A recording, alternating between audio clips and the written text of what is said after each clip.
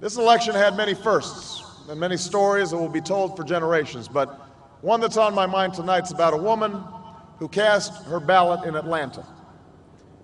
She is a lot like the millions of others who stood in line to make their voice heard in this election, except for one thing. Ann Nixon Cooper is 106 years old.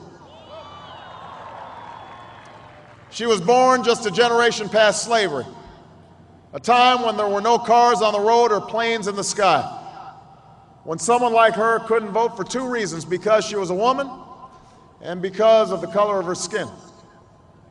And tonight, I think about all that she's seen throughout her century in America: the heartache and the hope, the struggle and the progress, the times we were told that we can't, and the people who pressed on with that American creed: yes, we can. At a time when women's voices were silenced and their hopes dismissed, she lived to see them stand up and speak out and reach for the ballot. Yes, we can. When there was despair in the Dust Bowl and depression across the land, she saw a nation conquer fear itself with a new deal, new jobs, a new sense of common purpose. Yes, we can. When the bombs fell on our harbor and tyranny threatened the world, she was there to witness a generation rise to greatness and a democracy was saved. Yes, we can. She was there for the buses in Montgomery, the hoses in Birmingham, a bridge in Selma, and a preacher from Atlanta who told the people that we shall overcome. Yes, we can.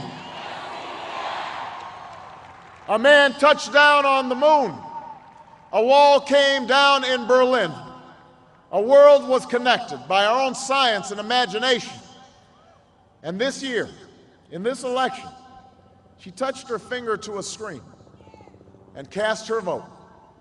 Because after 106 years in America, through the best of times and the darkest of hours, she knows how America can change. Yes, we can. America, we have come so far. We have seen so much, but there's so much more to do. So tonight, let us ask ourselves, if our children should live to see the next century, if my daughters should be so lucky to live as long as Ann Nixon Cooper, what change will they see? What progress will we have made? This is our chance to answer that call. This is our moment.